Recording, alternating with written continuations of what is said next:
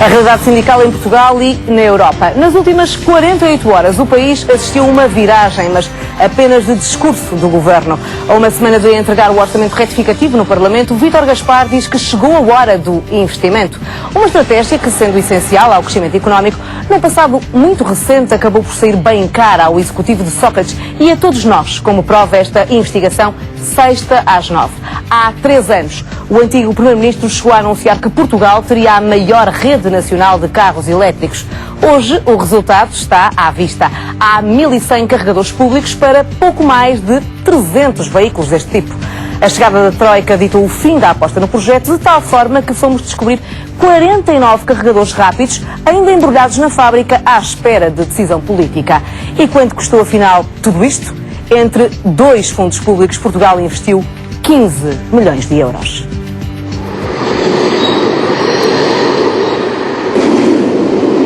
Quando se passa por um posto de carregamento elétrico, a pergunta é inevitável: quantos existem em Portugal e, afinal, quem os utiliza? Ao todo, são 1.163 pontos de carregamento instalados em 427 localizações do país. Já veículos elétricos, no total, são exatamente 347. Ou seja, feitas as contas, para cada carro elétrico existem mais de 3 pontos de carregamento.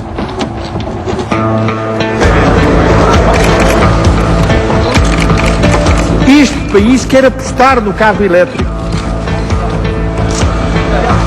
Uma rede nacional. E isso será o único no mundo. Foi uma aposta do governo Sócrates. O país estimava que em 2020 um em cada 5 carros fosse elétrico.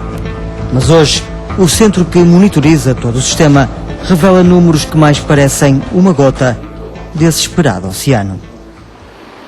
Dos 1.163 pontos de carregamento, há 352 que estão avariados ou que não comunicam com o sistema. Outros 285, em 49 localizações, nunca foram utilizados ou não comunicaram consumos. Ou seja, 1 em cada 4 teve consumo zero desde que foi instalado. Só em Lisboa são 86 pontos onde nenhum carro se ligou. Este é apenas um deles, na zona oriental da cidade. Qualquer pessoa estaciona ali o carro e impede o carregamento dos outros carros que possam... Nunca viu ali ninguém a carregar? Ninguém, então não. E até duvido que aquilo esteja a funcionar. Na totalidade dos terminais foram consumidos 63 megawatts de energia. Sabe-se que um automóvel que circule cerca de 17 mil quilómetros ao ano consome 3 megawatts. Ou seja, a rede apenas produziu energia suficiente para 22 carros durante um ano. Foram 15.760 carregamentos, o que quer dizer que, em média, cada ponto carregou pouco mais de 13 vezes. Ainda assim, há 2 concelhos que nunca tiveram qualquer carregamento: Porto Alegre e Bragança, onde existem 3 postos com várias tomadas. Só agora vão ganhar o primeiro utilizador. Tenho abastecido em casa, pedi há 2 dias o cartão para abastecer num dos 3 postos que existem na cidade, portanto, devo recebê-lo ainda esta semana. É caso para perguntar se esta é ou não uma rede grande demais. Eu diria que neste momento, claramente, a rede está sobredimensionada. Se olharmos para os números que temos de utilização e para a procura, eu diria que 1/3, ou seja, números da ordem da quantidade de veículos que temos hoje no mercado, portanto, em circulação, cerca de 400, seria o número provavelmente mais adequado para termos neste momento em funcionamento. A dimensão do projeto foi desenhada pelo anterior governo. Inicialmente, a decisão foi de colocar na rua 1.300 pontos de carregamento. Foi este o número que chegou à Universidade do Minho, que organizou a rede nos 25 municípios que integraram o projeto piloto. Todos os fabricantes de veículos automóveis tinham projetos de veículos elétricos. Todos. Portanto, a aposta era maciça. E, portanto, tudo levava a crer que o veículo elétrico se ia impor, enfim, não direi rapidamente, mas que se ia impor. Isto é uma opinião pessoal. Acho que o projeto era um projeto bem desenhado e acho que nos poderia ter posicionado. E eu penso que ainda estaremos a tempo, enfim. Não é o único a defender a atual dimensão da rede. A sociedade que a gere acredita que só assim se conseguiria convencer a população a aderir aos veículos elétricos. Haveria que criar uma rede ampla e de extensão nacional. Mas se calhar já lhe usaram a expressão do problema do ovo e de galinha. Não podem aparecer carros sem pontos de carregamento e não há razão para haver pontos de carregamento sem carros. O que é que aparece primeiro? E obviamente tem de ser a rede de pontos de carregamento. Acho que se pode ter andado se calhar um bocadinho depressa demais, mas se esse erro existiu em todos os países do mundo que eu conheço. A crise trouxe graves problemas ao mercado dos automóveis elétricos. Em Portugal, com a chegada da Troika, acabaram os incentivos dados à compra dos veículos. Eram 5.000 euros abatidos no preço dos automóveis, que continuam a ser caros face aos modelos normais. Fatores que determinaram um sucesso e que fazem desta uma rede grande para um mercado muito pequeno. Alguma vez viu alguém a carregar aqui? Não vi. E nunca vi um carro utilizar o aparelho. Não se vê carros elétricos, compreende? Aí é que está o mal.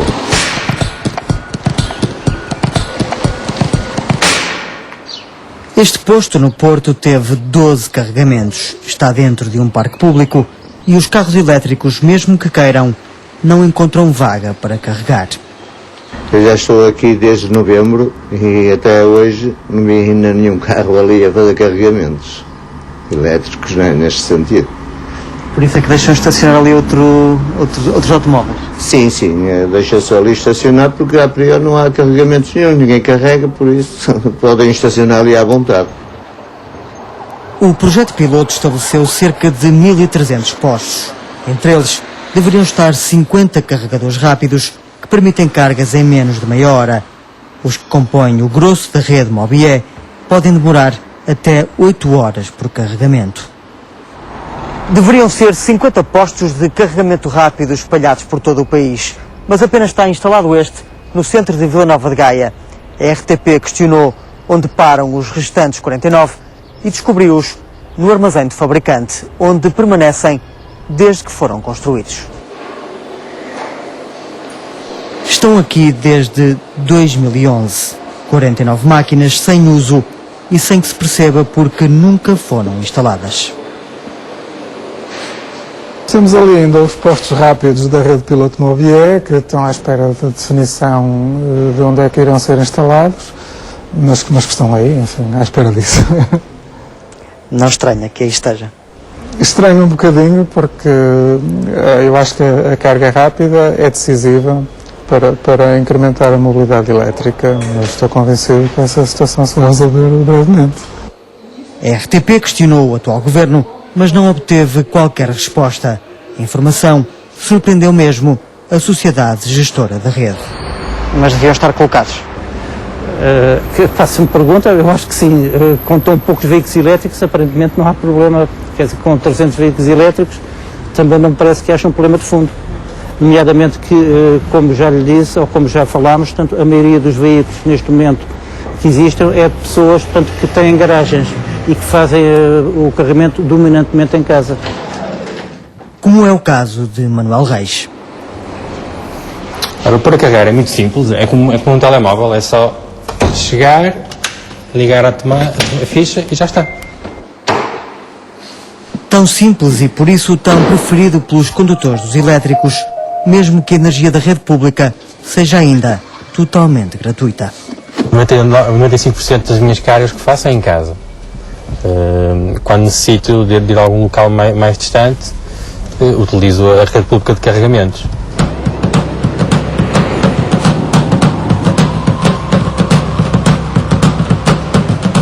Manuel vive na Trofa. A rede pública está no Porto a mais de 20 km de distância. Também ele sente falta dos terminais de carga rápida. Muito úteis para as viagens entre concelhos, ou por exemplo uma viagem Porto-Lisboa ou Lisboa-Algarve. Sem estes postos não é possível realizar e os carros ficam limitados ao ambiente citadino. Com a evolução da rede e com a abertura aos privados, existem hoje 9 postos de carga rápida no país. Muito poucos quando comparados com os de carga lenta. O processo é muito simples, basta passar o cartão, introduzir o PIN, dizer que quero carregar o veículo e já posso ligar o veículo.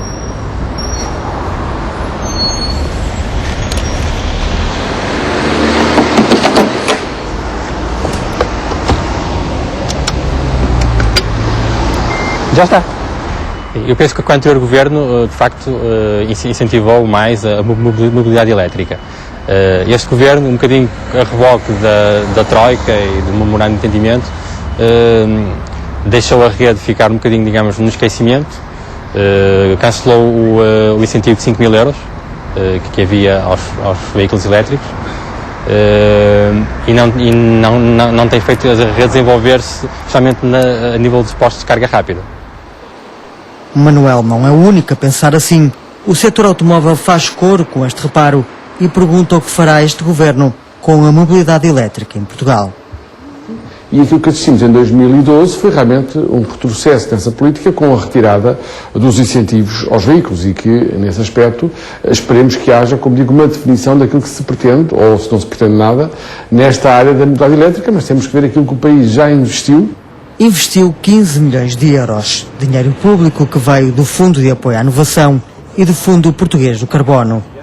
Desconhece em concreto o projeto do atual governo para a mobilidade elétrica.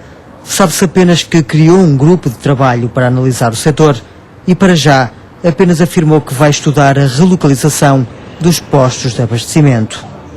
A Associação Portuguesa do Veículo Elétrico acredita que o país deve focar-se noutras dimensões fundamentais para o projeto.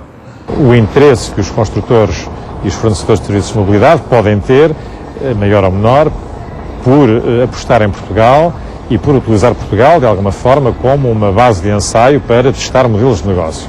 E isso não depende da vontade do governo, deste ou de outro. Claro que há sinais políticos que podem ser dados.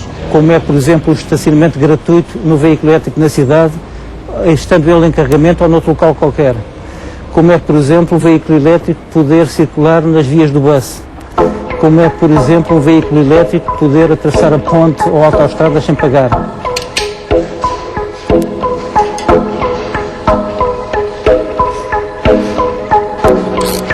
Os carregadores que nós estamos aqui a ver a ser produzidos são carregadores rápidos, para um projeto, neste caso, para a Irlanda. Ali daquele lado temos uma série deles que estão a ser produzidos também rápidos para outros projetos, na Dinamarca, na Alemanha, enfim, e para outros países.